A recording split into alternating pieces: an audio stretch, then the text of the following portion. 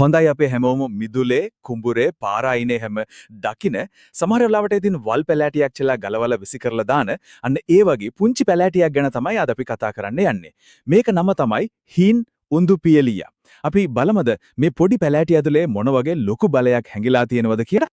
ඉතින් ඇත්තටම මේක නිකම් වල් පැලෑටියක් විතරද? නැත්තම් අපි නොදන්න අපේ ඇස්වලට පේන්නේ නැති ලොකු වටිනාකමක් තියෙන දෙයක්ද? අපි මේ ප්‍රශ්නෙට උත්තරේ හොයාගෙන යමු. එතකොට තේරෙයි මේ පොඩි පැලෑටි ඇතුලේ තියෙන පුදුම හිතෙන හැකියාවන් මොනවද කියලා. හරි. එනම් අපි මුලින්ම බලමු කෘෂි කර්මාන්තයේ පැත්තෙන්. ගොවි මහත්වරුන්ට මේ හීන් උඳුපිලිය කියන පැලෑටිය කොහොමද රහස් මිත්‍රෙක් වගේ උදව් කරන්නේ කියලා. මෙහෙමයි මේ පැලෑටිය හරියට පසට උදව් කරන සුපිරි වීරයෙක් වගේ. බලන්නකෝ කරන දේවල්. එයා වාතයේ තියෙන නයිට්‍රජන් අරගෙන පසට එකතු කරනවා. ඒ කියන්නේ පසේ සාරවත් බව වැඩි කරනවා.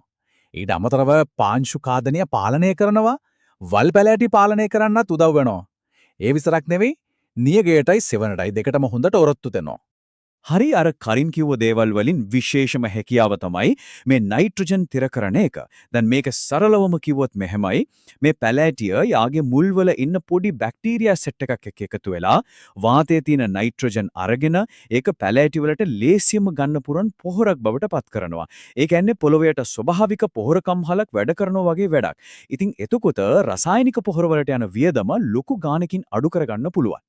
දැන් මේ පැති දෙකේ වෙනස පොඩ්ඩක් බලන්නකෝ. වම් පැත්තේ තියෙන්නේ උඳුපීලිය වලින් බිම ආවරණය කරපු තැනක්.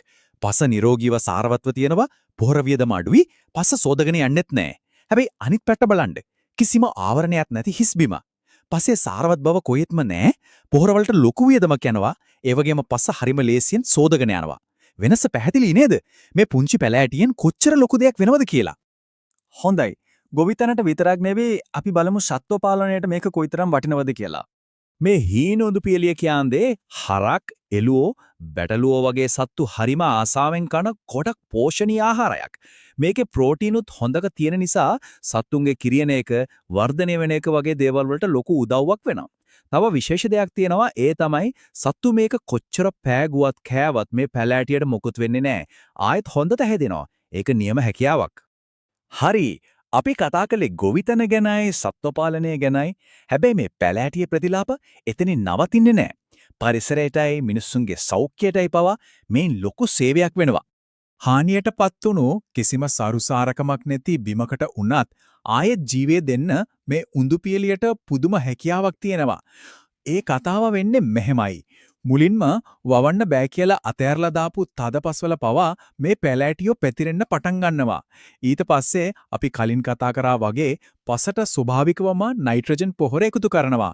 ඊළඟට ඝනපැදුරක් වගේ බිම වැහිලා යන නිසා පස සෝදාගෙන යන එක සම්පූර්ණයෙන්ම නවතිනවා. අවසානයේදී මොකද වෙන්නේ? අර නිසුරු වෙලා තිබ්බ බිම කෘමීන්ට, සමනලුන්ට, තව කොච්චරනම් ජීවීන්ට හොඳ වාසස්ථානයක් බාටපත් වෙනවා. පරිසරයට විතරක් නෙවෙයි අපේ පාරම්පරික වෙදකමේදීත් උඳුපිලිය වලට ලොකු තැනක් තියෙනවා. උදාහරණයක් විදියට පාචනය, අතිසාරය වගේ ලෙඩවලට තුවාල, චර්ම ආසාදන වලට හැමත් ප්‍රතිකාරයක් විදියට මේක පාවිච්චි කරලා තියෙනවා. හැබැයි ඉතින් එක දෙයක් අපි හොඳට මතක තියාගන්න ඕනේ, මේවා අපේ පාරම්පරික දැනුමෙන් එන දේවල්. මේ හැම භාවිතයකටම අද තියෙන විද්‍යාවෙන් තහවුරු කිරීමක් ලැබිලා නැති වෙන්න පුරුවන්. ඔන්න ඔය කාරණා ඔක්කොම එකට එකතු කරලා බැලුවම අපිට පැහැදිලිවම පේනවා මේ හීන් උඳුපියලිය කියන්නේ ඇත්තටම අපේ ශ්‍රී ලංකාවට ලැබුණු වටිනා හරිත මැණිකක් කියලා. හිතන්නකෝ අපේ රටේ පොල් වගාව තියෙන ඉඩම් වලට, කුඩා ගොවිපළ වලට කෙටියෙන්ම කිව්වොත් අපේ මේ නිවර්තන දේශගුණයට මේ පැලෑටිය නියමෙටම ගැලපෙනවා. ඉතින් මේක නිසා අපේ රටේ කෘෂි කර්මාන්තය තිරසාර මාවටකට ගන්නත්, පරිසරය ආරක්ෂා කරගන්නත් මේන් ලබා ගන්න පුරුවම් උදව්ව ඇත්තටම මිල කරන්න බෑ. ඉතින් අපි මේ කතා කරපු හැමදේම එකට ගත්තම සාරාංශයක් විදියට හීන් උඳුපියලිය කියන්නේ ස්වභාවික නයිට්‍රජන් පොහොරක්, පස ආරක්ෂා කරන රැකවලෙක්, පාංශු කාදනය නවත්වන පාලයකෙක්, සත්තුන්ට පෝෂණීය ආහාරයක්. ඒ කියන්නේ කෙටියෙන්ම කිව්වොත් තිරසාර ගොවිකනේ නියම ශූරයෙක්. ඉතින් මේ පුංචි පැලෑටිය ගැන මෙච්චර දෙයක් දැනගත්තට පස්සේ අපි හිතේ ප්‍රශ්නයක් ඉතුරු වෙනවා නේද? අපි හැමදාම අපේ වටපිටාවේ දකින ඒත් සමහර විට කිසිම වටිනාකමක් නැහැ කියලා හිතලා නොසලකා හරින මේ වගේ තවත් කොච්චරනම් වටිනා ස්වභාවික සම්පත් අපේ ඇස්වලින් හැංගිලා ඇතිද?